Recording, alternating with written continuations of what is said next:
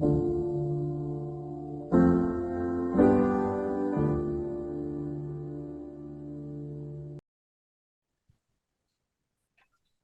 everyone, and welcome to another episode of Compelling Conversations podcast. Roderick, thanks for being here again, man. What is up, man? Thank you for having me. It's always awesome to talk to It you. is, yes, and I wanted to begin by just talking about. I realized recently that when you really let go of all the past things, when you really accept it and let go of everything, when you really say goodbye, when you're brave enough to do that, it's so beautiful when all the new things embrace you. Such a beautiful thing. Oh man, isn't that's Yeah, a I think that's a fantastic way to put that, man. That's yeah. like yeah, I was telling you this. That's really what my idea of what an evolved humanity would be. What would your idea be? That they accept everything that's happened in the past. Like that you said that like you bring it all in and you let it go, and that's when the new things can embrace you. Yeah. And it's such a beautiful thing when it happens. Like it's really so hard to let go of all that past. You cling Yeah. on, you really cling on. And then it's like it's going up in the air, floating away. And you just the moment you let go, it's like that's your sanctuary. That's when Yeah. it comes to you. It's really That's when beautiful. you can, yeah, that's when you can rest, when you let go of those things. Yeah, like I I was surrounded by so much of the same stuff for such a long time. And when I really decided to walk away from like every bit of it, I was genuinely pleasantly surprised to see How was that for all the you? new things happen. It's really beautiful. It's really beautiful. That's the word for it. Beautiful. It's what it was. It's just a really cool thing. And it actually it reminds me of Apollo Coelho quote. And he actually says something very much to the same effect. When you're brave enough to say goodbye, the universe rewards you with the new hello type thing. Mm, I'm curious if yeah, that has ever happened to you. I feel like that's everything, right? I've been reflecting a lot recently, and I was sitting, I was driving home, and I was like, wow, everything that has happened to me in the past 2 years has been to get me right to this point. And it felt awesome because it was like right where I wanted to be. I was driving home, but I was in a Zoom call with a group of people who were very interested in the types of research that I'm interested in. And it just felt really awesome. I was with my wife. I was listening to these people talk about things. I was joining in, it was like very collaborative.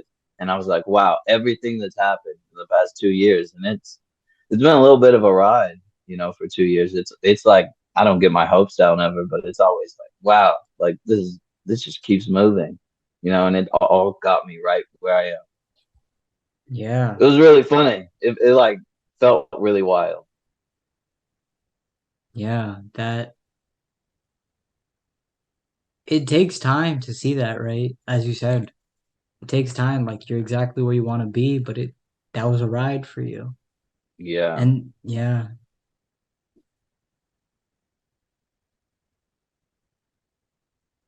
yeah, sometimes it's like you want to say something so spectacular, something so poetic and perfect, but all you have is just silence and just kind of sitting there and like, oh, I don't know what It's to okay say, to sit inside. Yeah. isn't it? Yeah. One thing that Pauses are what make beats. pauses are what make beats. Yeah. Like it's really where there's What's a not beat? anything.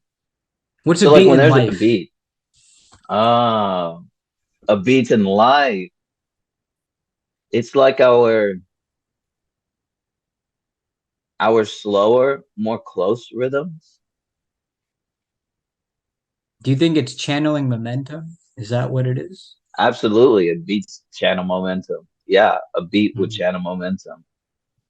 Yeah. It's like in a movie when they're talking, and they're hitting the correct beats, the actors and the Yes. actresses hitting the perfect beats, when it's working. Yeah. I'm glad you bring that up actually, because I recently watched Babylon with Brad Pitt in it. I've been And wanting there's to watch that. What was your take on uh the sorts of things that you and I are interested in. I think you would like it. I think you'd have something to say about it for sure. Uh there's a particular scene where um Brad Pitt, his character is this actor, right? I think it's like the 20s, 30s, like that's the time that they're that? in. He's this like big actor. And there comes a point where like people are laughing at his movie. And it was like a great film. Like it was a great film, but people laugh at it and they kind of like make fun of him. And this actually bothers him. He's like, oh my Mm, God, like they're laughing at me. And then he reads some gossip written about him in a magazine.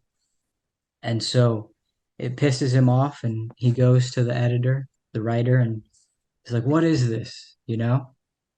And then the lady who put it together, they've been colleagues for years. And she's like, look, like, it doesn't matter what I wrote.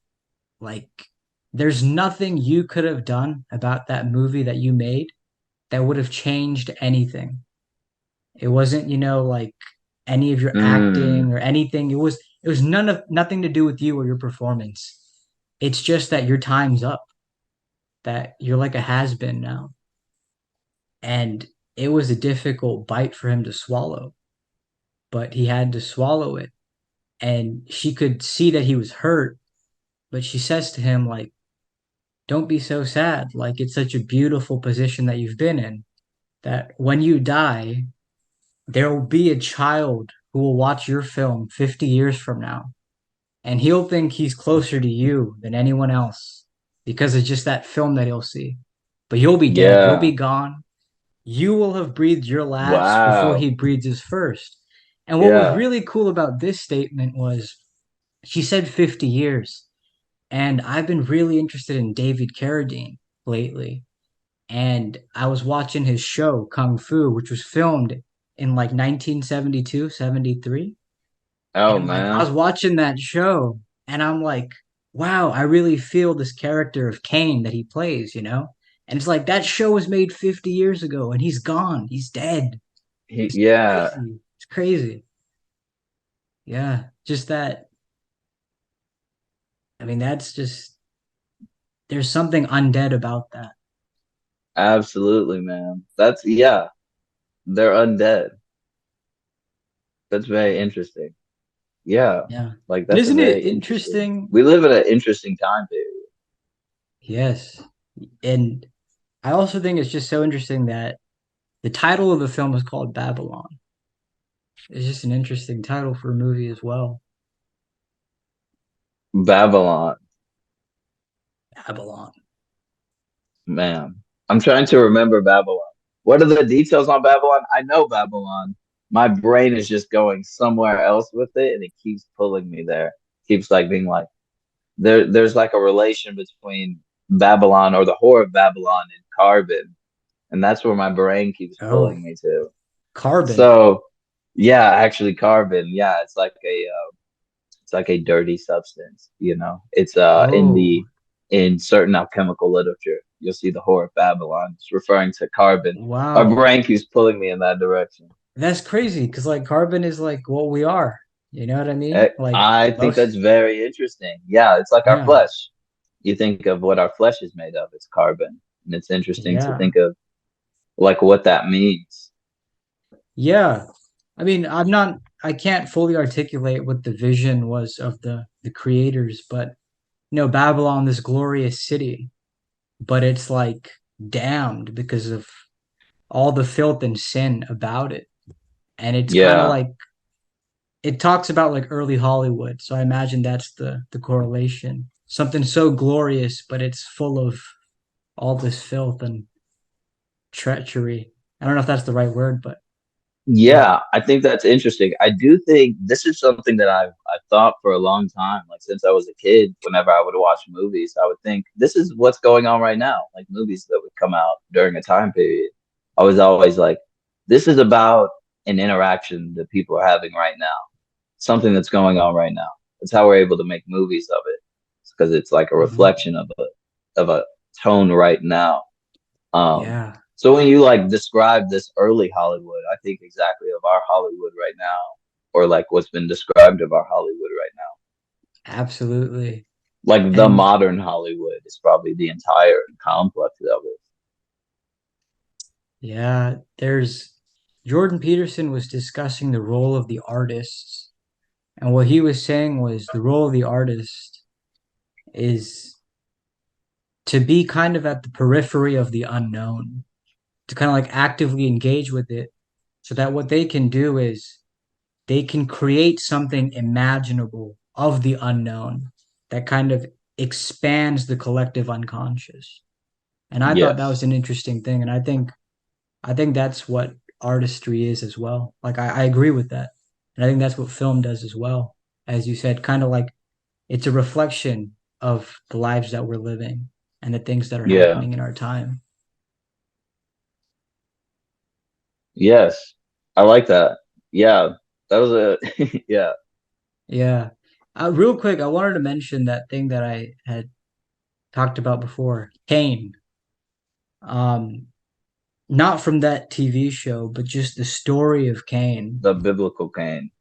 I'm curious, have you ever thought about that? Has that ever struck out to you of any interest? Um, Kane has been an interesting. I always see the number 66, and whenever I see it, I'll tell someone around me. I'll be like, 66 is the number of cities that Kane built. Is that Um, right? What's that about? yeah, that's the number of cities when Kane was like walking the earth. I'm not sure if this is like some weird apocrypha text or something that I'm drawing this from. Um, but yeah, he had to build 66 cities. That was like a type of punishment. Interesting. Yeah, there's not really a whole lot that I know about him, even like in the Muslim tradition, but I'm very curious about him because it's like that is the beginning of murder, of killing. Yeah. So I just think What that's is an murder? interesting thing. Yeah, I always think murder, like especially in the early like biblical time, you have to think like people are living, not biblical, Abrahamic time, right? Um, Early on, we're thinking like people are living like 900 something years, Yeah, for someone's life to be ended early. It's like whoa, or at least like the lineage of Adam is living that long, right? yeah, And it's like wow, this person's like their life is ended early. It's like that's something huge to everyone. yes. Yeah, it definitely is. And one of the things that interests me about that story is something that I was just thinking about myself was I don't think people sin because they're seeking pleasure. I think the reason people sin is because deep down they're really angry, frustrated, or sorrow filled, like just really sad. And just a little bit of what I do know about the story of Cain, you know, if I'm not mistaken, scholars have debated different reasons as to why he did what he did. But something that comes up often is, jealousy and lust and greed. But I would say, if I can't even say anything, I don't think it's that. I think it's just sadness, just a sadness and an anger that something Yeah. didn't happen for him, you know? Yeah, I think it's like it would be like a spiritual rejection. Like if you think about the things that he was doing in order for some things to happen, for them for him to not like feel what he wanted to feel, it would be like, oh, I'm rejected, like I'm betrayed. Yeah.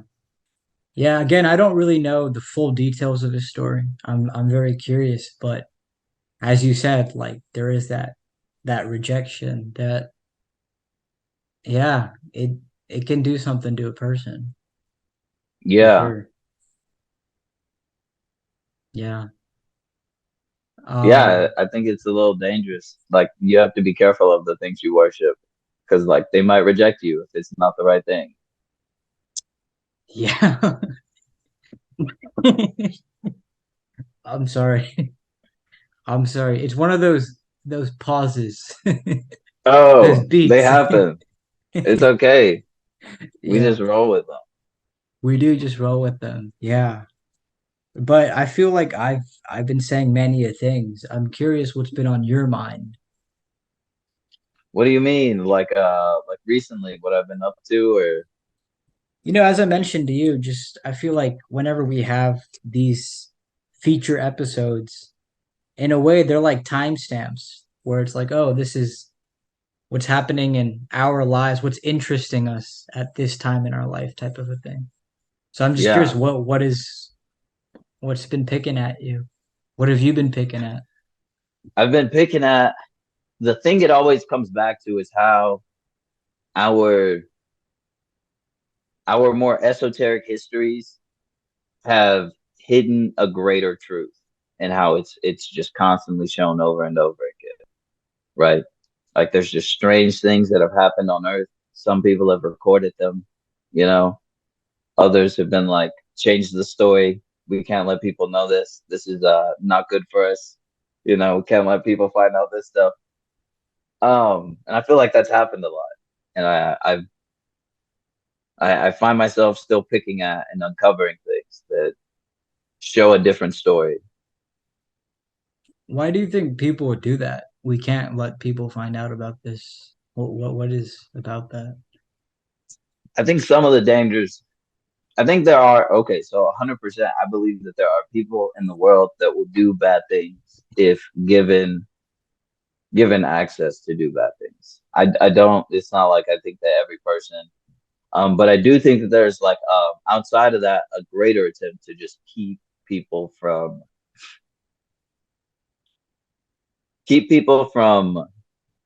maintaining their own energy. Instead they give things to systems or organizations, larger movements instead of growing themselves. Yeah. What do you make of that? I make of that that people are really, really incredible. That people can do incredible things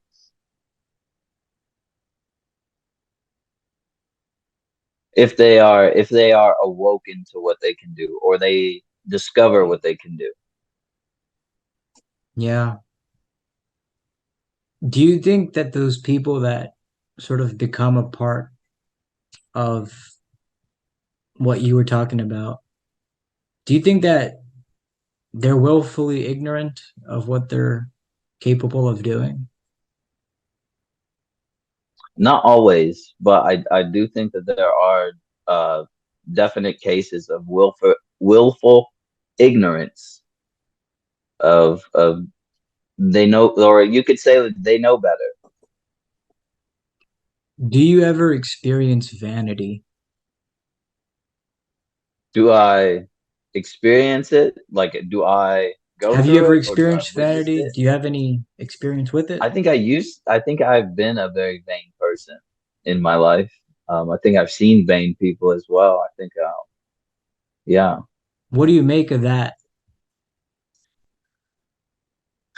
I think to a certain level, it's necessary. Um, Why is it necessary? what would Alexander be if he wasn't vain? If he didn't look at all the land that his father was conquering and he said, what is there going to be left for me? What would Alexander have been if he wouldn't have thought that? I like that. Didn't Yeah, expect that, but that was deep. Damn, that's really shifting a perspective. Like you just yeah, shifted a perspective in me. That's pretty deep. yeah. Yeah. Yeah. I think it's the oof. I I think it's the duty of those who can to find where they can conquer. Mm. Not in a way that is tyrannical, but is in a way that you find something and you say, I can do this better than anyone. Or like these people are saying something wrong. I know better. I will stand up for this. Yes. And I believe part of that has to do with engaging with the unknown, huh? Yeah, Yeah. absolutely. Yeah, the unknown is always a part of that. Yeah, and isn't that interesting? Because you said like I know better than that, and not in a tyrannical way, but it's like you know better than that. It's like those that do engage with the unknown, they have some knowledge of it. Isn't that interesting? Yeah, Like a semblance. I don't know. I'm just thinking of like those wispy like memories in Harry Potter. It's like that kind of force. It's like you know how to engage with that. It's familiar, not entirely, but it's familiar type of but idea. you can walk into it and not be scared, afraid. Yeah. Yeah, that's so deep. You could walk into it and not be afraid. And that's interesting because I feel like I do walk into it and I'm not afraid of it, but then I wonder, what am I afraid of? Am I afraid of what is What am known? I afraid of? That's the Yeah. question you come to. What am I afraid of? Yeah, when Yeah. you Do you ever walk yeah. into the unknown I have. I believe that having a wife, this is something that I think I'm coming to the awareness of, that having a wife has kept me from doing that. That I've been more cautious of things, When I was like just a wild man, when I lived in the woods, to say, when you were a that Morrison? was yeah, that was just me, and I could do that. I could walk as far into the unknown because I wasn't afraid of it. I was like, this is just what I play around in. This is the Yeah. playground. This is what we do. Um, but now it's very much like, let's put up lights a little further. Let's put up some lights, see where we're going, then take a step. Put up lights, see where we're going, take a Ah, step. okay. That's interesting. Well, you just said it reminds me something about Carl Jung and how in his entries, he specifically, like when he got married, he talked about this. Like, hey, it's things have shifted. I'm not alone anymore. And Hmm. the only thing that he could relate to, like when it came back to like that being alone, was just nostalgia for what that felt like. Do you experience that Yeah. as well? I definitely have. I definitely think it's like if I find an old journal, and I'm like, wow, this is a poetry Roderick. This is a Roderick who spent hours outside smoking cigarettes, like just writing stuff down, you know, Yeah. just sitting there looking for something to express what he's feeling right now or what he thinks is like above him. I Yes. would look at ants. I would be like, wow, these ants have a story, and I would write down the ants' story, not like a story, but it was like what I saw them doing. It wasn't just like they went to the store or like they're gathering rocks. It was like what I saw them doing around their home. And that What was I okay admired for about them. you, right? That was fine Yeah, for you. that was what right, yeah, that was what I wanted to do. I went to go see Ant-Man and the Wasp, Quantumania, and I was just sitting there having a grand time because I love Ant-Man. Yeah, And I was like, there's so much about this movie that doesn't make sense, but that's okay. I'm just watching it and having fun. yeah. And isn't that another interesting aspect to all of this, where it's like expression doesn't have to make sense for everyone. What you saw in No. those ants, only you saw, but isn't that okay? Yeah, it is. It is okay. Yeah. And that actually leads me to like a time-old question. Does expression matter if it is not seen?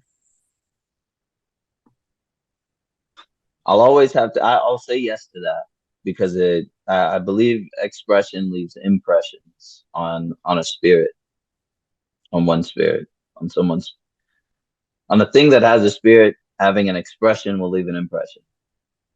Mm, I like that. How do you express now that you're married? Oh man,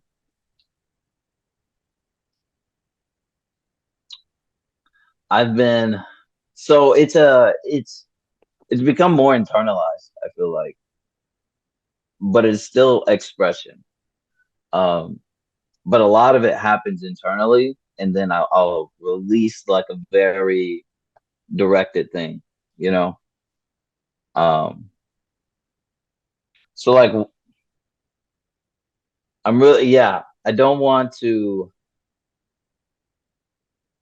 step into like dangerous expressions, I guess. There's like reckless expressions that I used to engage in, and now it's like much more, yeah, it's got to be like very well thought out.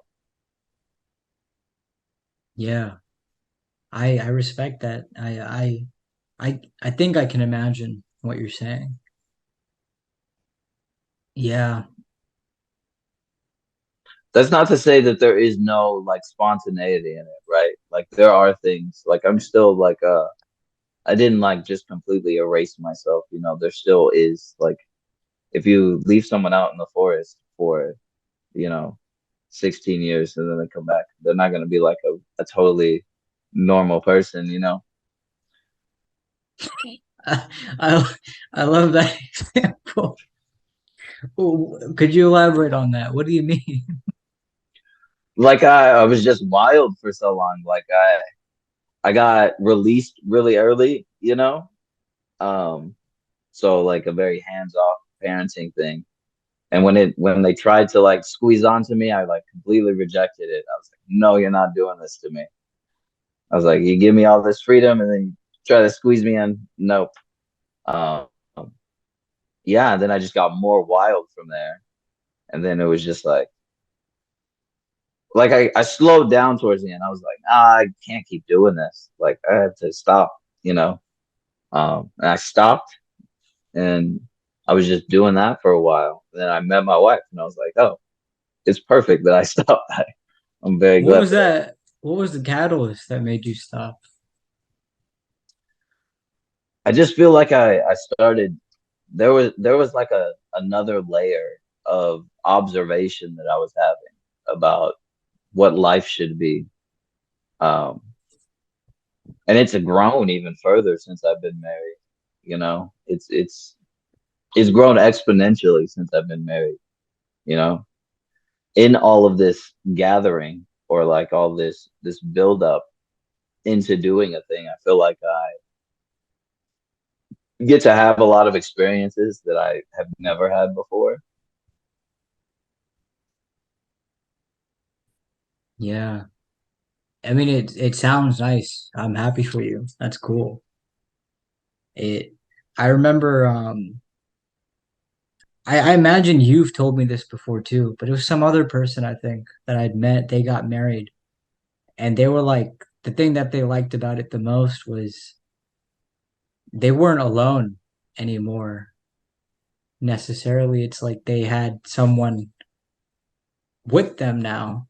You know, like in Persian, Yeah, there's a term for spouse, hamser, equal head type thing. So something like that, like a hamser.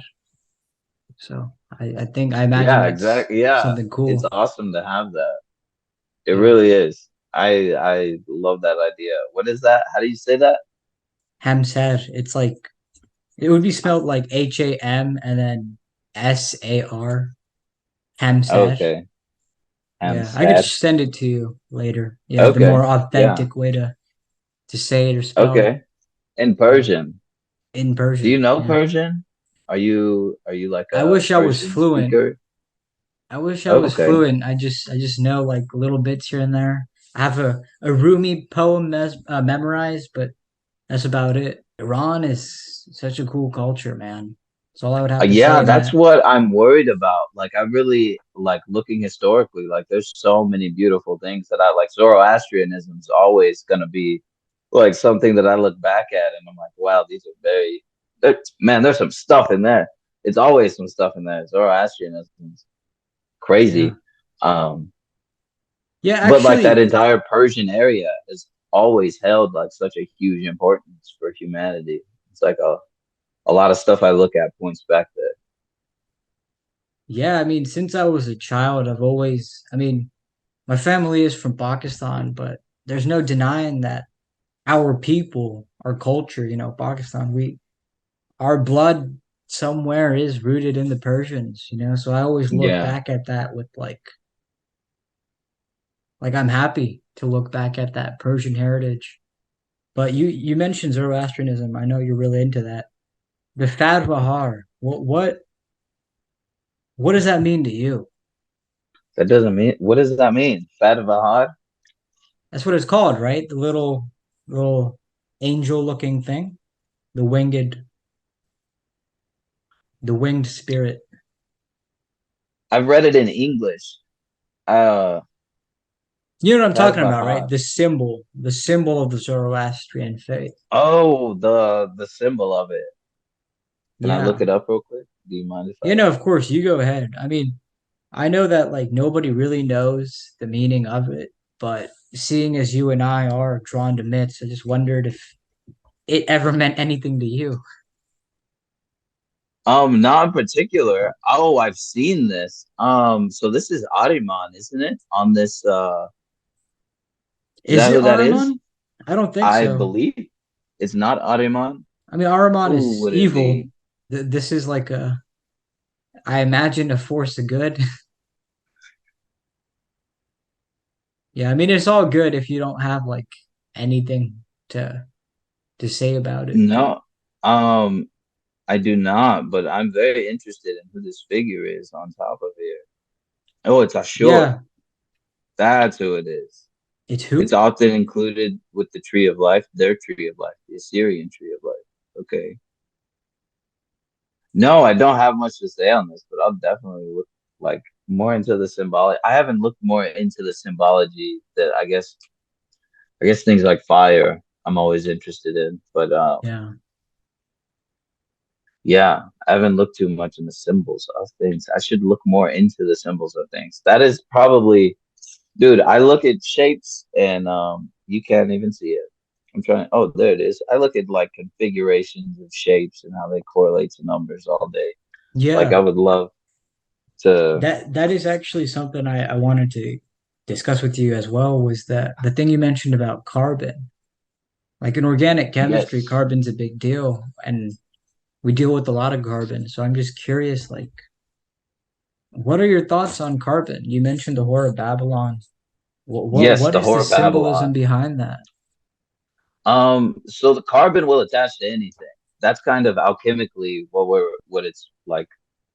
When I read that, what I get out of that is that there's this dirty substance that will try to bring these impurities to whether if you're making like monoatomic gold, you definitely don't want any carbon in them. If you're doing yeah, if you're doing like colloidal gold or colloidal silver, any type of carbon or corrosion will totally mess up that process. Any type of extra oxidation.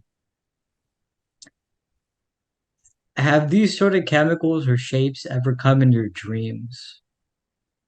Oh man, more recently it's been like a weird thing. Like I'll go to sleep and I'll be thinking about configuring things certain ways. But yes, certainly there are very strange things that happen in my dreams where I feel like I see things and I'm like, okay, I'll make sure I remember this. Um, and it Yeah. does relate to things. It's a weird little thing. I haven't tried any of them out, but I am definitely looking forward to.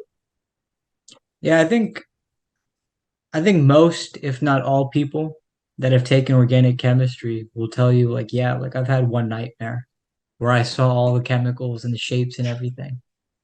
And it's like, yeah, like that just pops up. And then you wake up like, oh, thank God the test is in 2 weeks, something like that. I wonder, so like you're studying organic chemistry right now, right? For psychiatry.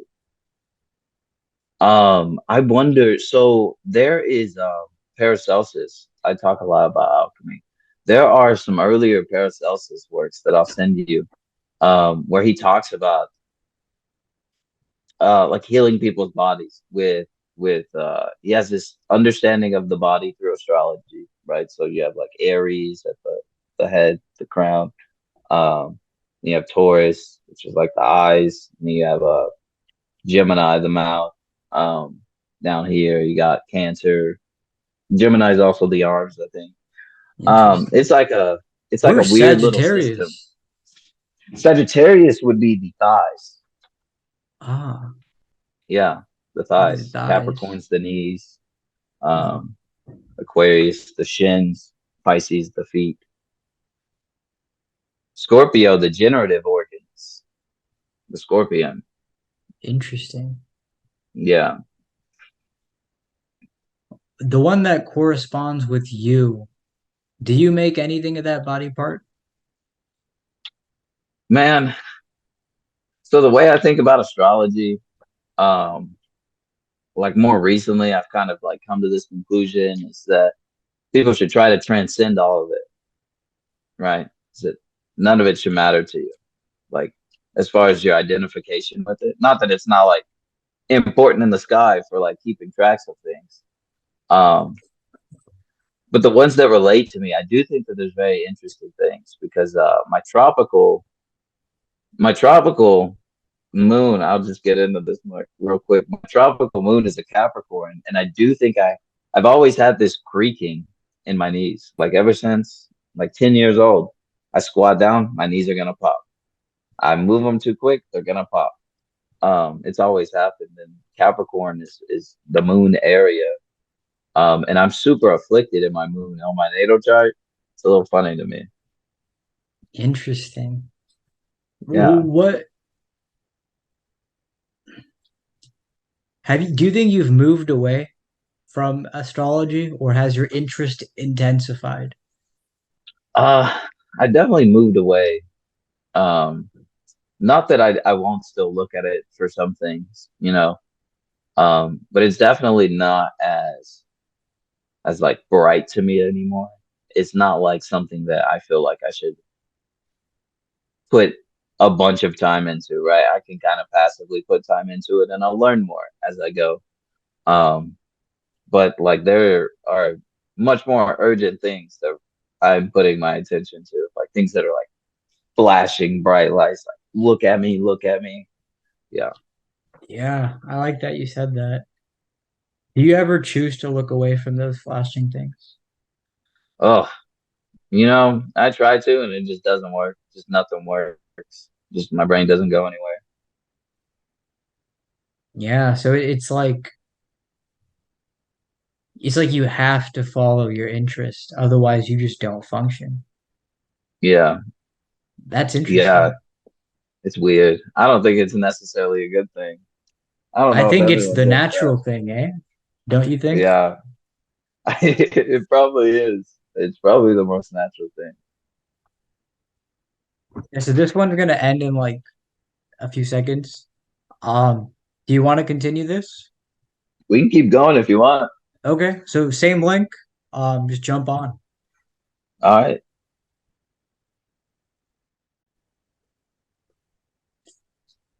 Yeah. Um, there was something interesting I heard Hunter Yusuf say today. I think he was reading a C.S. Lewis book or something like that. And he was talking about how children, because they're ignorant, they're frightened by harmless things, but they're brave against dangerous things. And Yeah. I thought that was interesting because, and I just wanted to hear your thoughts on that. What do you I think make of that? it's a little admirable, right? It's you look at that and you're like, wow, that's kind of incredible, Like I would, there's just some things you're like, wow, kid would really do that, I would never do that. Kid would really do that. Um, I think it's But then later on, it becomes dangerous, if you're always doing dangerous things, if you're always brave to dangerous things, you know. They definitely can be the end of you. Beowulf, like Beowulf, or Captain Ahab, you know. What happens to Captain Ahab? Doesn't Captain Ahab die I can't say I'm too familiar with the story. with Moby Dick? Yeah, unfortunately, I can't say I'm too Oh, familiar. you never read Moby Dick or paid attention to someone talking about Moby Dick? Nah, just occasionally hear about it, but never like, Oh, fully looked at the literature type I've thing. never like observed it. It's like one of those things that yeah, I will get into one day. Um, I'm not too familiar with Ayn Rand either. That's another person I should probably read more of. You, I, I imagine you'd be someone who would read something like The Call of Cthulhu. Have you done that or no? Um, I haven't read The Call of Cthulhu, but the sort of Lovecraftian mixes in with the esoteric very heavily. Um, Yeah. like in Tracy Twyman's work, rest in peace, Tracy Twyman. Um, yeah, in her work, there's a lot of Lovecraftian. Um, we see a lot of Lovecraftian things. Yeah, like H.P. Lovecraft. It was a bit sad when I heard that he died unknown and penniless. Like, damn. Yeah. What do you make of that work? What to you is say significant or important about that, if even? Okay. With Lovecraft, he's inspired a lot of okay on the darker side of things. He's inspired a lot of people to do some crazy stuff. You know, What does he's that he's mean? there are like like a very strange secret society. I'll just be a little conspiratorial. They're like strange secret societies that I've heard of that do very similar. Like in the Lovecraftian work, there are like rituals and different things that people do. And people have been inspired by these in real life to do things. I won't even say secret societies. I'll just say weird people. Interesting. Yeah, I have to say, frankly, I'm just not too familiar with this stuff. I've heard of, Cthulhu and whatnot, but I imagine like that sort of stuff is something that interests you, and I'm just curious, is there anything in particular about that lore that like catches your eye? I think the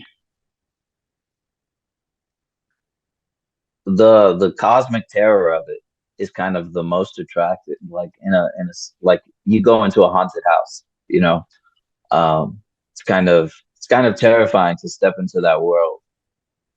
Is And it it's all beyond pagan? I believe so, absolutely. I believe it's absolutely beyond pagan. It's Interesting. I think it's stepped into the realm of rationalizing itself. The Hmm. entire mythos is attempting to rationalize itself. And do you think in the case of it that that's a bizarre thing to do? I think it's a I think it's a modern thing for for a mythos like that to rationalize itself. I Yeah. think that's the age that we're at. Do you mind going into depth with that? That sounds like an interesting thing. Um, yeah, I can go into depth with that. I think we experience a lot of little when a lot of people pay attention to one thing or a group. It doesn't even have to be a lot of people. Like say like you, me, 10 other people get together and we're all focusing on one thing. Those things have like very large ripple effects. And I think right now it's easier than ever to get into small groups or larger groups and have people pay attention to certain things. Yeah. And And I so think that that affects everything that goes on. I can see that. That thing you mentioned, the aspect of attempting to rationalize itself. Do you think like what does that mean? Does it mean like it's trying to defend its existence? Like, is that what you're saying with that, or what do you mean by that? It's trying to defend and dominate. Defend It's and trying to dominate. defend its existence while sucking in what it can. Yeah, again, I don't know much about Lovecraft, but I'm curious, like, is there anything you know about him that you think is relevant to this conversation? No, not about Lovecraft in particular, no. Yeah, yeah, I don't know him, but the things you're saying, it would be interesting to see, like, huh, why this? What is going on here? Yeah, I would I'm sure it will come up like it'll probably give me more stuff to look at this week, this Lovecraftian angle. I think there's definitely some things that I could look at that go in that direction that that might be very interesting to me. Thank you for that direction. Yeah, I will look at that. And it's interesting also that Lovecraft would never know about any of this. Because as I said, he died unknown and penniless. It's crazy. Yeah. It's wild. That ripple effect, as you Um, said, there you go. yeah, huge ripple effect. It's crazy how people who've like Einstein is one of these guys that I think has a huge ripple effect. You might not be familiar with them, but Oliver Heaviside as well. Huge ripple effect. What is his ripple effect? Oliver Heavisides or Einstein or Heavy sides. Heaviside. Heaviside reinterpreted Maxwell's equations. This is getting very sciencey, right? Not super sciencey. This is just Oliver Heaviside reinterpreted Maxwell's equations from quaternion algebra to the vector analysis, and it limits it. There's no potentials in the vector analysis, so you're limiting a lot of the you're limiting a lot of the correct answers, I guess. Would not They're not even correct answers. Possible answers. You're limiting possible answers by doing that. Hmm. You're limiting possible answers by doing them?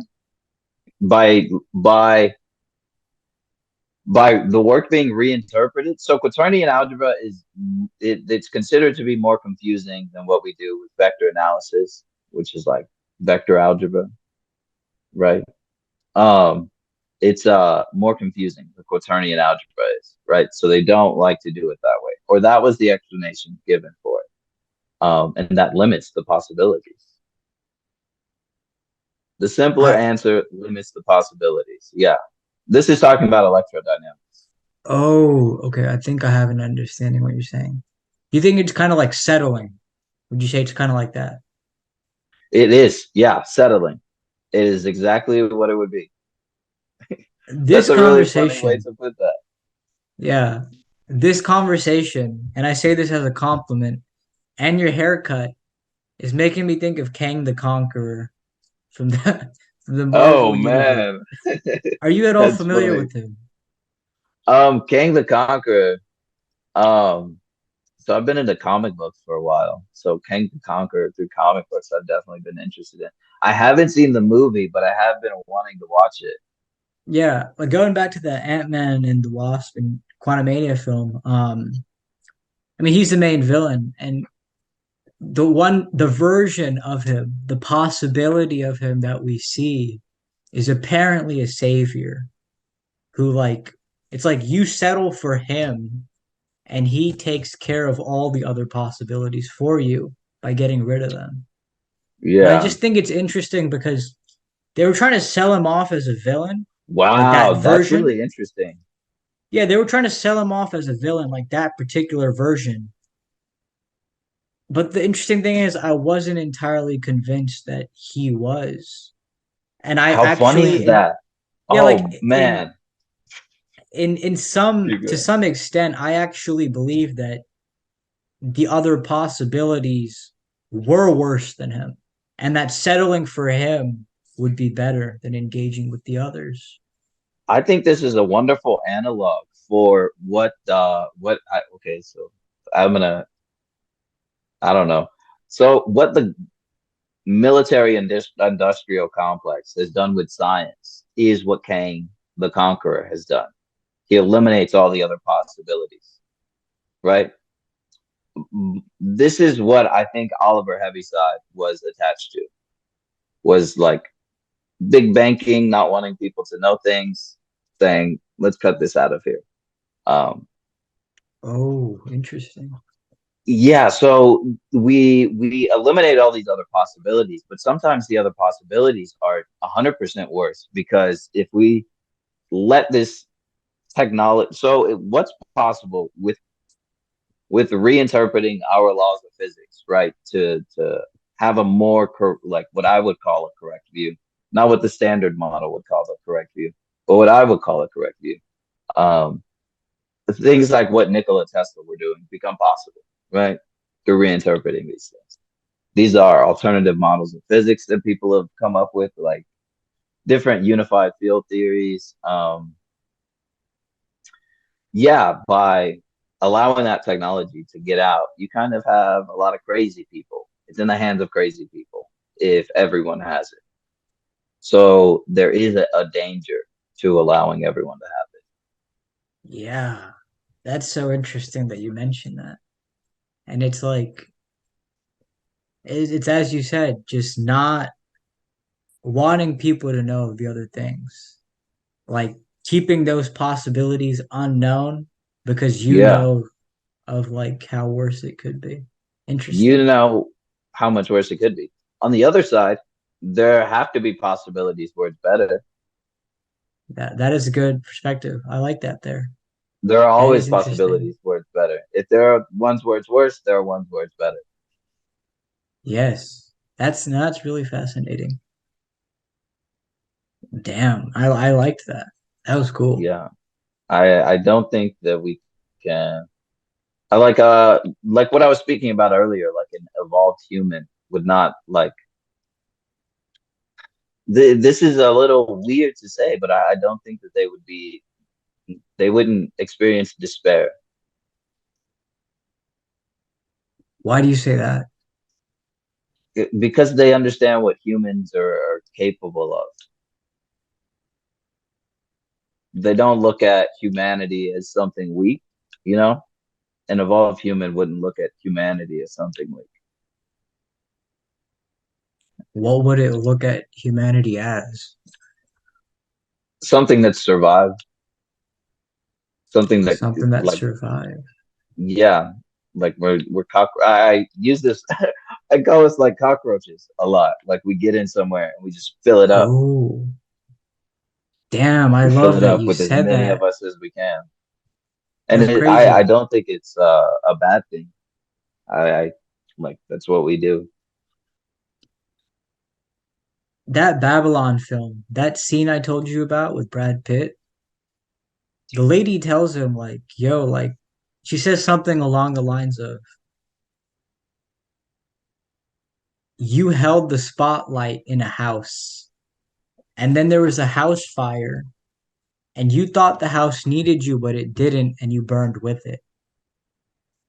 But the cockroaches, and she's kind of referring to herself, we knew our place. And it's not like the house Yeah, needed us either, but we knew our place. We weren't in the spotlight. We remained in the darkness and we survived. I just thought that was such yeah. a interesting thing You to can see say. the fire when you're in the darkness. If you're a spotlight, you got a bright light in your face. Yeah, that's so cool. You can see the fire when you're in the darkness. There's a lot you can say about that, huh? Yeah, yeah, yeah. You have to be in the dark to see the light. Yeah, that's very yeah. Yeah. I'm thinking about like a lot of mythological stuff, but I don't know what to I it say. drawed me to the fool mythology, like the idea of the fool, like remaining the fool. I guess it's like a tarot card, but like more like as the archetype, Is remaining remaining the ignorant. fool considered a good thing in in that? I believe it's the character who can be the most enlightened. That can be the most enlightened. Yes, he has the most potential for enlightenment. Everyone else is on one thing or pointed in a direction. The fool is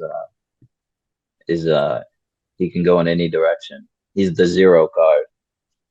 But does he equate with willful ignorance? I don't think you could be a good fool and be willfully ignorant. But I Interesting. Yeah, I like that thing Ethan Hawke says in a song. I want everyone to respect me for playing the fool, or something like that. Yeah, I think it's like mm, that. It is an yeah, that interesting yeah. thing. Yeah, but why'd you say that that reminded you of the fool? Because the fool is so like I've more recently heard it attached to alchemy, right? Like people who are studying these things are like, I'm forever the fool, you know, like I'll always accept that I'm ignorant of something. Yeah, kind of like that's that the learner mentality, I guess. Yeah, yeah. I think even as the teacher, there's a level of that that you have to have. Like there's Yeah, a level of being a teacher where if you want to be a good teacher, you have to learn. yes. I mentioned to you something earlier, and I just wanted to bounce some thoughts off. It was one of those French thinkers that talks about if the satyr comes near to the fire, if the satyr touches the Mm. fire, he will be burned. What do you think of when you hear that? So when I hear that, I think that they're referring to man's animalistic desires can't come close to the. Earlier I said something different, but they can't come close to the fire of Prometheus, which is the gift that we got from him. They can't come close to the gift that we got from Prometheus. So if you want to become close to the gifts of Prometheus, you cannot be a satyr. I love that. That's so cool. Yeah, you have to approach it as a man because that's who the gift was bestowed to. Do you think Kang the Conqueror is a satyr? Yeah, Interesting. even with all of his whatever he can do, with everything that Kang the Conqueror can do, he's still a satyr. He has Why do all you that. say that? It's still a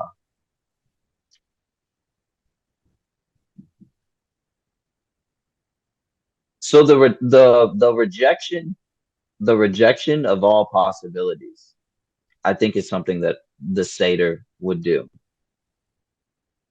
Ooh, that's a Like a cool thing satyr to would say. reject all possibilities. Except for itself. Yeah, except for what it is desire, whatever its desire is, whatever it has as its highest in the moment. That's interesting. I wonder if that's what Pan does, if he rejects everything else except for himself. That's something I to think about, huh? I kind of see that in Pan. I was listening to someone earlier talk about Dionysian worship and how they would go into frenzies. It's like what it you go into a frenzy and you're eating. There's some cases of cannibalism, you know. There's some cases of wild animals, them just eating them raw. It's like that. That's the most in your desires that you could be is eating an animal raw or another human raw. I believe is. And that So I was is like thinking, rejecting, right? That's yeah, rejecting. it's rejecting all other possibilities. I can't possibly find something else to eat. I must eat this baby right now, you know? And you wouldn't eat yourself. Interesting. Yeah. No, they don't begin to auto cannibalize. No, no. When I was thinking about this whole conversation about King the Conqueror, this is a really interesting tangent. I think about that Leo Tolstoy quote where he says something along the lines of the best stories aren't those that are pitting right versus wrong. The best stories are those pitting right versus right. Do you think there's any Mm, room for that concept in this? yeah, I do believe I think that's the what humanity has struggled for throughout all of history. It's right versus right. And I think that this is enough. Not to say that there aren't like people go very extreme with what they believe that right is, but sort of looking at the core of what the people want, not what it's dressed up as. At the core of things, there are rights versus right. So there have been these tests done on people who to see what they value, right? They split it up like Republican and Democrat, and it's like they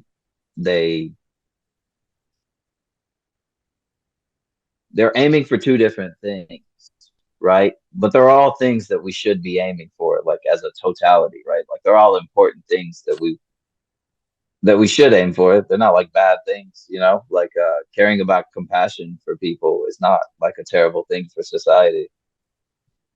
Yeah, it's like battling ideals, huh? Is what it is in some sense. Yeah. Interesting. Yeah. There's another thing that was on my mind. I don't know if this relates to any of this at all, but I've just been thinking about it. I can't seem to stop thinking about Chris Cornell. Mm. I've been such a big fan for some years, and like just recently I've been thinking about him a lot, and it's you hear some of those lyrics and you're like, damn, it's deep. It's Yeah. such a random thing to bring into all of this, but I just had to put it No, in. yeah, that is like that's so the thing that you hear, right, when you're listening to the song is the light from that depth. Like what light is that deep? The thing that you're receiving from That's the him, Promethean flame, and you're just in the dark. yes. Huh. Well, he's bringing back a light to where you are, right? If you imagine, he went all the way down there, and he's bringing this light to where you are now, no matter where you are, right? But it's still a light from very deep. If you're, yeah, Yeah. you could think of it as like a thing from very deep, right? And he's brought it here, and it's like it looks different because it's from a different depth. You go in the ocean, and there's all that weird stuff that lives in the very dark. You bring it up to the surface, and it like looks like you're like, whoa, what is this? Yeah. And what I really like about the things that he sings about is he very much does paint pictures with his lyrics. I don't know when was the last time you heard one of his songs, but like he very much does that. And you really like you imagine things that he's talking about. It's like damn. And he actually had there was this one thing he said that like really hit me deep. He's like something along the lines of the blood of my birth just won't wash away. Mm, And that was something to me. And I wonder if that's that's very anything to interesting, you. Yeah. man. I feel like that's there's like a struggle that we face as humans. The blood from my birth won't wash away. Um, Speaking from my own experience, like where that really hits me is thinking about like what I know of my family, you know, and and it's like I see certain things playing out over and over again, and it's like that's the blood from my birth is these patterns that my family has found ourselves in, right? And it's like, how do we get rid of that? How do we get rid of the sins of our family? Because I never, well, I used to think of this as like a singular thing, right? It's like my sins. But the more I've gotten older, I've really seen it's like, oh wow, my entire like I look at my dad, I'm like, wow, these are the struggles that my dad has. These are the struggles that my mother has. These are struggles that my grandfather, my grandmother, my aunts, my uncles, my cousins, my brothers, my sisters. Like I really feel like an amalgam of all the struggles that I see come from them. Wow. Do you think all those struggles giving birth to you, are you a Promethean flame? Are you carrying some flames with you? Yeah, I well, yeah, I it would be I would be willfully ignorant if I was like, no, I will just keep doing this. We'll stay here forever. No, yeah, it's definitely like a yeah, it's like something I'm like, wow, we need to correct this. This is a course correction. This is The one that goes to the depths, that goes to the dark and comes back with the flame. Does that one encounter Prometheus? Do they ever meet him? mm, I think that that depends on where you see Prometheus at. Like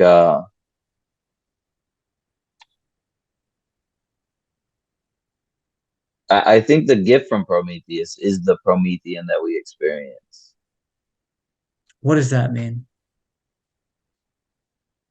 Like the butterfly that Athena had thought to put in our head, right? He went to Athena, Athena puts the butterfly in our head, and the fire that he steals for us. He becomes a thief for us. Could you share that story, please? Of the fire or the butterfly? The butterfly. The butterfly. Okay, so Zeus, this is I forgot. Ooh, whose story is this? I forgot whose story this is. I think this is a Greek story. It would have to be Greek. But where are the Greeks? I don't remember. Zeus tasked Prometheus and Epimetheus with like making animals, right? Making like something to populate Earth. Um, and and Epimetheus is the one doing it, right? He's like, okay, I make the bulls and they have the horns so that they can protect themselves. I have the cat, I give it fur and claws so it can climb up things and stay warm. I give the dog can run really fast. And they hunt in packs, you know. He gives all these animals their essence. It's like things that makes the animals the animals. When he's making humanity, he forgets to give them an essence. So he goes to Prometheus and he's like, hey, I did not give humanity an essence. Prometheus then goes to Athena. Athena comes up with the idea of placing a butterfly into the head of humanity. And that's the essence that they give to humanity. And what is the butterfly symbolic of? The butterfly, it's always our ability to transform things, right? So we have the techne that comes, right? We have this craft, and then we have this ability to transform things. There are very old things that I feel like humans have always like we always track the stars. This is one of the crafts, right? We always track the stars. Um, there's an orality to humanity, like at its current stage, or like for as much of history we've had, there's always been an orality. So there's like this speaking thing that we have. Like everyone has like a thinking science, or a speaking science, not thinking science, a speaking science, um, or a way of speaking. And it's like that's how they hold things, right? It's what we communicate to each other. We have like that ability. There's all these little things that we get. Metallurgy is one of these things that we get. We can transform. We can create brass, and from there we can make armor. We can make swords. We can create bronze. We have all this stuff, and like it's built up to what we have today in like our industrial settings. You know. That's so interesting that you said that. My favorite word in Persian is parvane, which means butterfly. And the Oh butterfly, the ability to transform. That's so cool. Parvane, that's what we all are, eh? yeah, Butterflies. Cool. yeah, butterflies. Yeah. That's actually really interesting that you say that we are butterflies because this is getting a little we can get this some of the weirder stuff that I've been getting into is like the physics of consciousness. Um and there's one guy I've been looking really into. He talks about our consciousness being a torus field. That in the torus it looks like this. It's like two things going like this. It's a donut. But then you also have the butterfly and that same idea, the two Oh, wings. interesting. Huh, that's fascinating. Yeah, that was a little connection there. Yeah, no, that's really cool, man. Yeah. I love those little things that I find that are similar. Um, the Templar cross, for example. Whoa, the Templar cross, for example, it's like one of those things. In what sense? So there's this idea that I've come across in like a physics researcher that I really like. She talks about zeroing out vectors, right? And it's this idea of the cross, this idea of it goes in like this, bam, Mhm. and bam, right? And so when you look at that, and then you look at some of or if you look at the patents of Salvatore Paez, there's one that literally has that exact same, it's the same shape, you know? And it's like, wow, that's a very similar shape. You look at the ground state waveform of hydrogen, it also has this same pointing towards the center.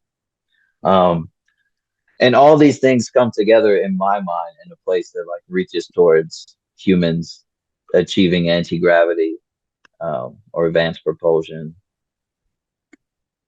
and it's What right there on the Templar cross. what differentiates the Templar cross from just a regular Christian cross? Um, the bottom side being heavy. Mm. Do you know anything about the origins of the cross, like to the Romans? I have not really looked into that. No, Yeah. I haven't. Yeah, I don't know. The cross is Is just an there interesting is there thing. something interesting about it?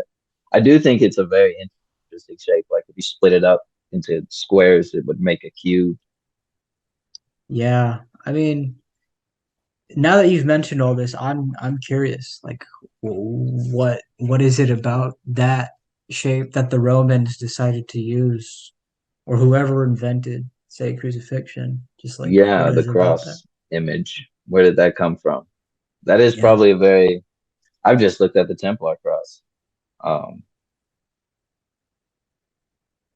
Yeah. yeah, that would be very interesting to look into. I'd probably get more of an image of this. Shapes are like a big thing in what I'm. Geometry is like a big thing in what I'm looking at. Yeah, no, it definitely is. I imagine that. Yeah. I know that you wear the Ouroboros. Does that Yeah. beyond, death, or sorry, birth, death, rebirth, beyond that cyclical idea, does it hold any other significance to you? Oh man. Besides that,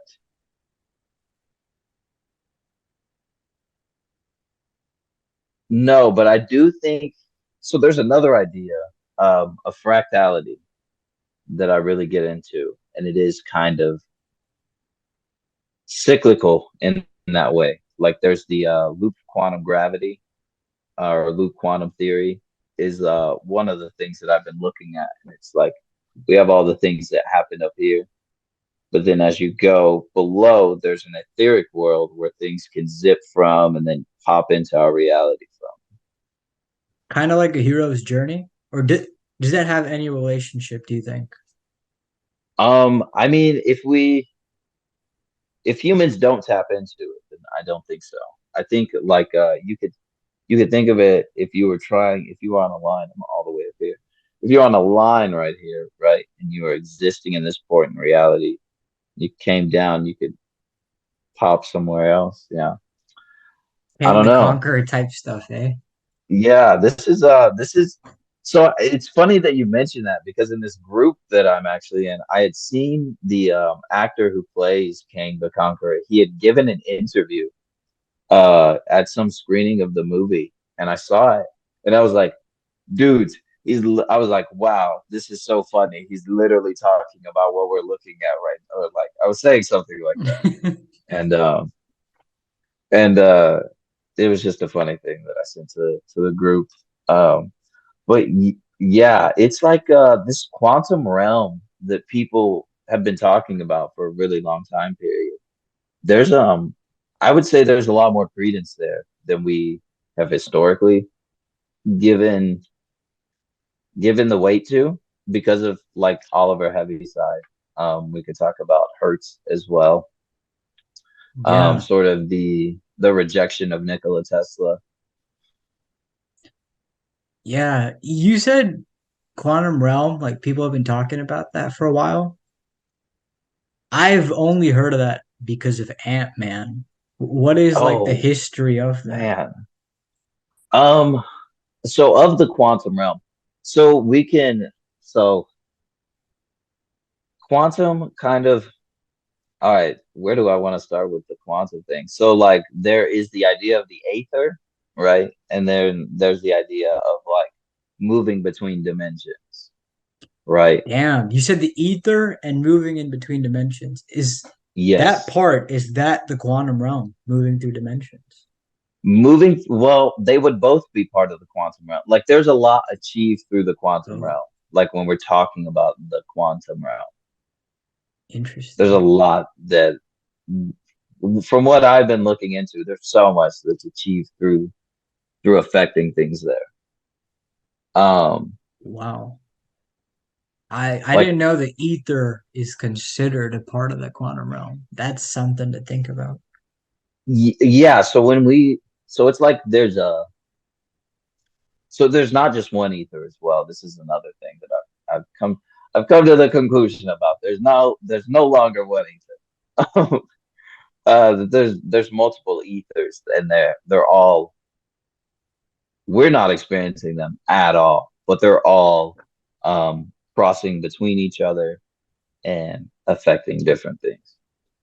We can affect them, right? The reason we haven't looked at them is that they're so far from what human experience is, and you need very strange equipment in order to look at things there. Interesting. Yeah. Do you Raymond think Royal Rife. Oh, where were you going with? I was just going to ask when it comes to the quantum realm, when we're talking about possibilities, is that where they are exiled, as Kang would say? Is that where possibilities are exiled? Or are they Uh, outside of that? Or is this just the, going too far? the possibilities exist in the quantum realm. They're always there. The possibilities are going to be there whether we want to, like, And you know what's whether interesting we want about to that? pay attention to them or not, or have access to them is a different story. In the Ant-Man film, the fascinating part was all the possibilities existed outside the quantum realm, and they exiled this one Kang there. Like that's where they sent him. They sent This him one. outside of the quantum realm. They sent him to it. They're all outside Oh, of it, but they sent him to it, which is oh, interesting. Yeah. yeah, into the. So like when we're talking about that, I really start. Are you familiar with Richard Feynman? I've heard the name. There was one of his quotes is that like as we progress further and further, we'll move away from the E and B fields and we'll move towards alpha and phi. I was just going. What alpha is referring to is the magnetic vector potentials. And so when I was talking about potentials in quaternion algebra earlier, that's what I was referring to is what Feynman was saying we'd be moving towards. The E and B fields are magnetic permeability and electric permeativity. These are just like words for things. I don't know why. I'm curious why you bring that up. What is the significance of that? So oh, this is when I'm talking about that stuff, I'm talking about manipulating things on the quantum realm, on a quantum level. Is like where that alpha is where the potentials are. And what is the alpha again? The alpha is the magnetic vector potentials. Magnetic vector potential. Vector potentials, yeah, and you'd be looking at quaternion algebra. That's like this is just math stuff, bro. You know what's interesting about that? Um, one of my professors, he said something about these particular magnets, and he's like, I don't remember the full details of what he was saying, but he was saying that, well, like before these opposites attract, they have to be like crazy cold, like Mm, really cold, yes. and then they Yes. attract. And the way I'm looking at it is when we're talking about magnets attracting the possibilities, I'm thinking about relationships and how like for these two opposites to attract to be very cold, I take the cold as a symbolism of going through like a lot. Very interesting. That's pretty Uh, crazy. Yeah. Um, that's when the I was only way for talking, that possibility to happen, right? As you said, yeah, the for that alpha. possibility to happen. Yes, that so when thinking about that, especially when you're talking about relationships, the way that you can achieve this really coldness, right, is by zeroing out those vectors that I was talking about with that cross thing. Um, so essentially having no movement in the E and B fields is what you would be looking for there. For no movement between the electric permeativity, which is what I ascribe to the masculine as, and the magnetic permeability, which would be the femininity. If you have it super cold, then they can attract to each other, or you have no movement. It's a, That's yeah, it's like a cool. weird, I think it's weird. I don't I think that's Yeah, interesting. when you're talking about no vectors, I'm thinking like no attachments. It's an interesting thing that Ali ibn Abi Yeah, Talib says, which is radiallahu anh, the attachment is that not that you own nothing, but that nothing owns you. And I think that's yeah, when you really are liberated, huh? When you're like, oh well, there's nothing that has shackled me, so to speak. yeah, yeah. I think that's the correct way to be married, is to not feel that way. Yeah. Do you think that, if you don't mind me asking, like when you met your wife, were you just very cool, as if there were no vectors on you? Uh, Tell you, so on our first day, dude, I was super nervous. Like we went to the movies. I like we were acting super nervous. We went to Whataburger. We like barely ate our food. We went and saw Once Upon a Time in Hollywood. She was so No confused. way. She had no idea what was going on in that movie. It was like so far from anything she's ever watched. I was just loving every bit of it. I was like, man, I love this movie. This is such an awesome. Like I was just like going through it. I was like, did you see that? Did you see that? And she was like, no, I don't. I don't know what's going on here. But it was really funny. It was like really funny. We were like pretty shy. Um, I wasn't necessarily attached to anything. I mean, I was just going to work and living regular life and going to school and stuff. That's really cool, man. There's this Buddhist saying, it goes something along the lines of when you meet like the right person, your knees don't really shake. Like Mm. you might, yeah, you mentioned nervousness, but I wonder, did your knees shake? No, it was just more like I was like I don't know. It was just it was kind of like overexcited to like be with her. Like I was like, wow, this is like really like I had known her before when I was younger, and I was like, she was like really pretty. I was like I'm with this pretty girl on this date. I was just like really happy about it. That's really cool, man. Yeah, it's the way you mentioned it, it's as if it's like a surreal thing, huh? And that It kind surrealness of kind of yeah, grabbed you. it does feel like that. Yeah. Even Yeah, now, like I'm reliving it, thinking about it. that's so cool. You know, like that thing where people say like you become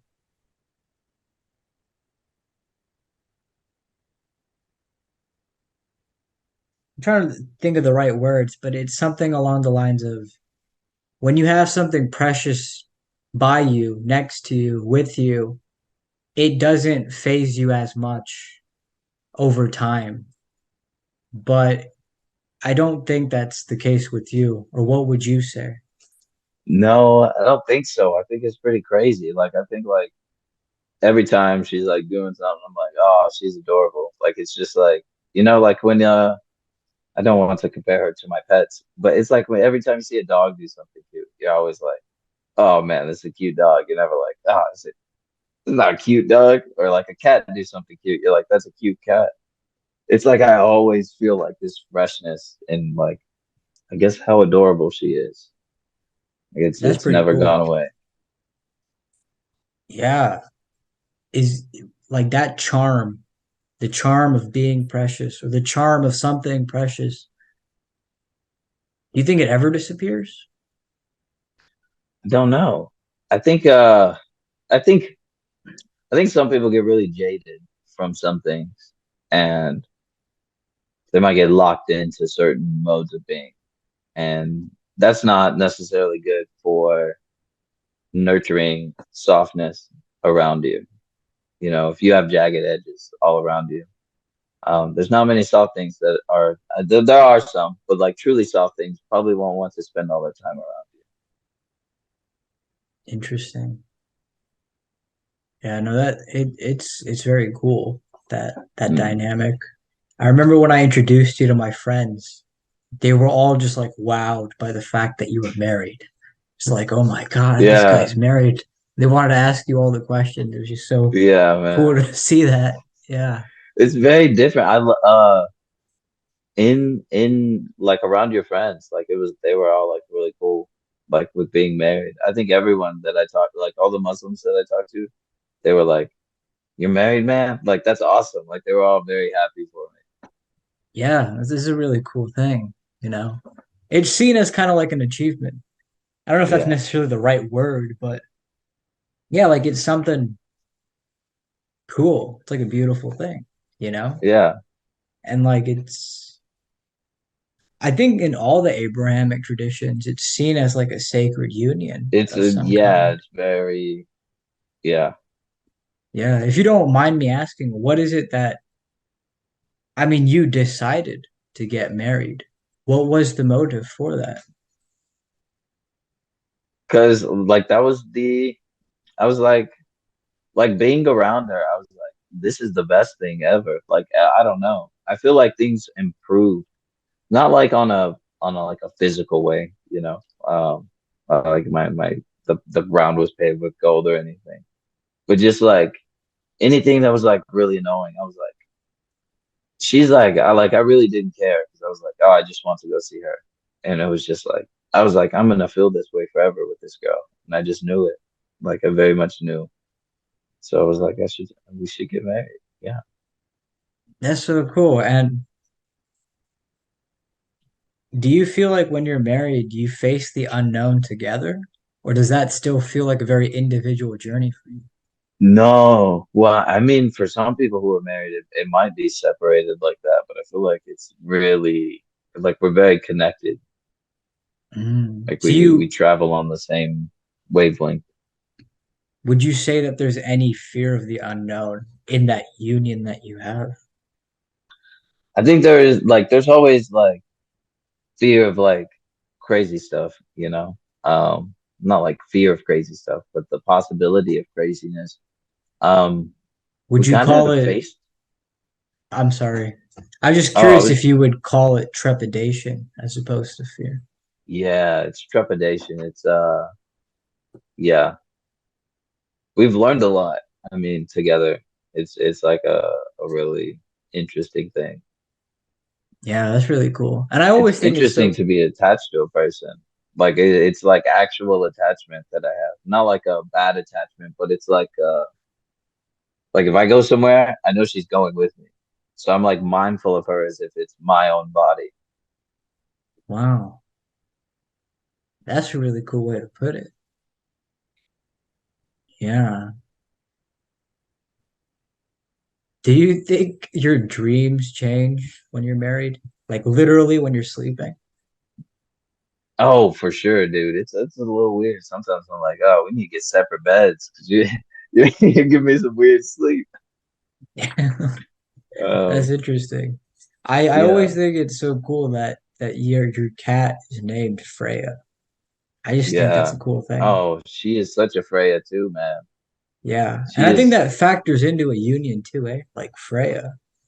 yeah, it does. I mean, yeah. I mean, we have her together. We got her together. Yeah. That's a Yeah. really cool thing, man. It really is.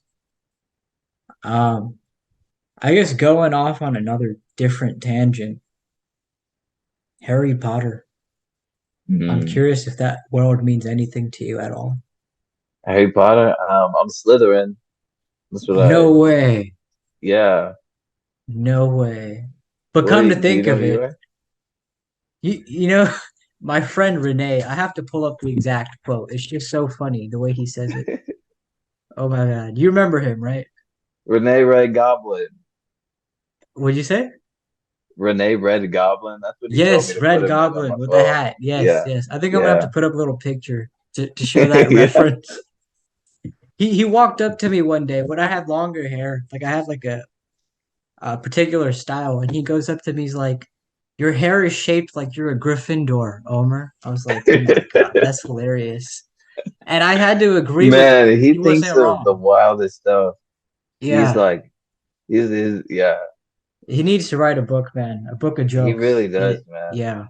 I think he could write an interesting web show, like he could probably script some very interesting situations. Yes, and I don't know if I've ever told this to him. I had a friend, right? We were just talking about creativity, and my friend was asking me about my singing. Like I just if I feel like singing, I just sing and I put it out there. Hmm. I don't if it's good to me, it's good to me. I'm not too concerned with how it's received. And he was just he's a singer and he was asking me, so like do you like what is it with you in music, you know? Like what allows you to do that?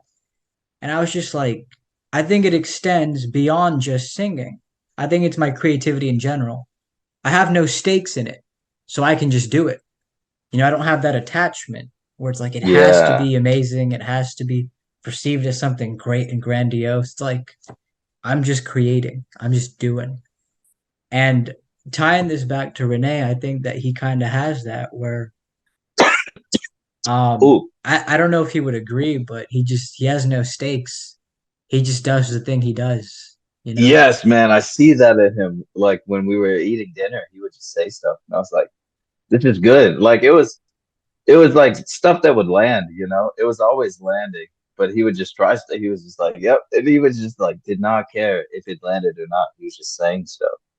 Yeah, grilling those octopi. Yeah. That Oh was man, yeah, yeah. that was hilarious. Oh man. It's yeah. Yeah. It's funny, especially like if you just had like if you spent a day with them, it's a very interesting story you could just write out of that one day. It's very Yeah, cool. probably, man. You would get so much crazy stuff out of that. Yeah. But going back to that whole like Gryffindor Slytherin, you're a Slytherin. What does that mean to you? Yeah, that I don't know if it, but I have a little keychain. I have a keychain. It's right here. We got this on our honeymoon. We went to Universal Studios. Damn, It says ambition, pride, cunning. that But is so like, cool. Isn't it yeah, so that's cool how just like just random things just add up? Like, oh yeah, by the way, I have this keychain of Slytherin that we didn't expect to talk about at all, you know? no, and it was just sitting here. Like I didn't have Yeah. to look for it at all. It was just right there. Yeah, Everything comes together to make one moment. It's very interesting to always like to see it, you know. definitely. Well, what were you going on about with Slytherin? Oh, I don't know. It's like they're definitely they're kind of seen as like the villain house. I feel like that's where all like the rude boys come from, like the guys that people don't really like, or like the villainous people. Yeah, what's up with that, Mr. Gryffindor? I don't know. I mean, yeah, I don't really know. It's just that the world of Harry Potter, when I was a kid, I was really enamored by it because of my aunt. But I grew out of it And just now, like I have been having an occasional interest every now and then as an adult, and it hits Hmm. differently. And it's just a fascinating thing to like kind of open your mouth and be like, huh, that's interesting there. Yeah, there's a lot of stories like that that I go back to like stuff that I watched when I was a kid or I wanted to watch when I was a kid. And I was like, man, imagine if I would have saw this as a kid, or like I'll think back to like what I thought about things as a kid, or I'll notice other things. And it's like, oh, there's other layers here. Absolutely. And with that Harry Potter universe, something that I kind of delved deeper into were the roots and origins of Voldemort, like who Tom Riddle was, and even Yeah. further than that, like who his parents were, what that family was like before him. And what's interesting about that whole story, I don't know how much of it you're familiar with, but it seems like his entire existence has, I mean, he came into the world swallowed by the devil. Yeah. What do you make of that? Of people What? like that that do exist in the world? Yeah, they do exist. I'm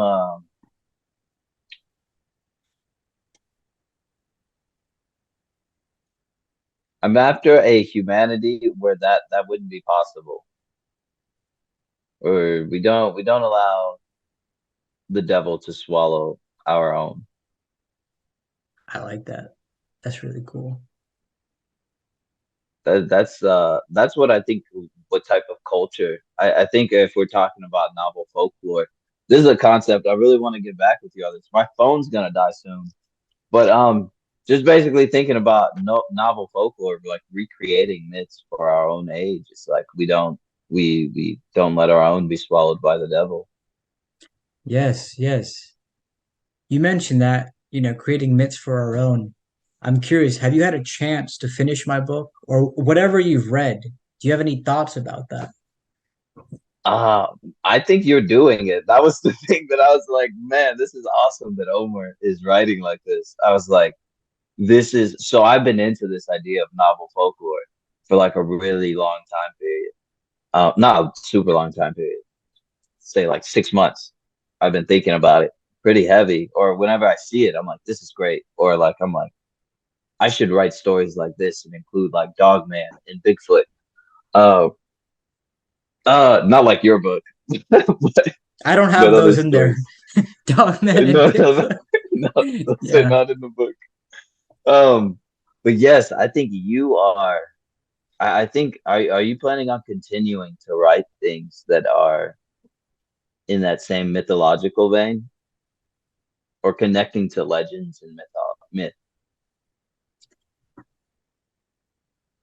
No comment. But I'm No curious about comment. about if you found anything in that that did catch your eye or spoke to you in some sense.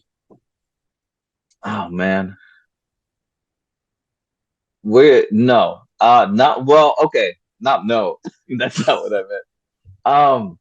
I do want to. So this we will talk about another time. Okay, Omer. This is Sure. for something else. Okay, I'll tell you. Sure. I'll tell you later Yeah. on. Okay, Yeah, no, not of during course. this. It's Yeah, yeah, yeah. okay. It's okay. I'm curious, Roderick. This has been a cool conversation. Do you have any closing thoughts? Anything you felt like you Oh wanted to man. say, didn't get a chance to, something on your mind you wanted to express? Oh man. No. Just like keep doing you, Omer. You doing good stuff. I like I like the podcast. I like what you've written, what I've read from you. Everybody buy Omer's book, The Incarnate, and we will never be here again. We'll never be here again. Thank you. I appreciate Yeah, that. buy There's both of one those thing books. Get them, thank you. There's one thing I wanted to say before we close is, dude, I've made 50 episodes. That's crazy. man. That's Yeah. crazy. How is it? How is it? Like, what do you think about the journey so far? Like doing 50 episodes. You live and you learn for sure. And I really value conversations like this, like the ones with you, because I think to some extent you and I we kind of speak the same lingo about certain Mm, things. And it's just always cool where it's like I can just throw something random at you, something like far off, mythological, esoteric, and you can pick up on that frequency and go your own way. I just think that's a really yeah, cool thing. So I just value these and I do I'm too, man. grateful. It's Yeah. crazy talking to you. Yeah, you're a Yeah. cool guy to talk to. Thank you. Likewise. But yeah, I'm grateful for it all. And thank you for being here again. And Thank you for having me, man. for sure, man. And I suppose until next time, inshallah, you take Yeah, care, my inshallah. friend. You too. Thank you.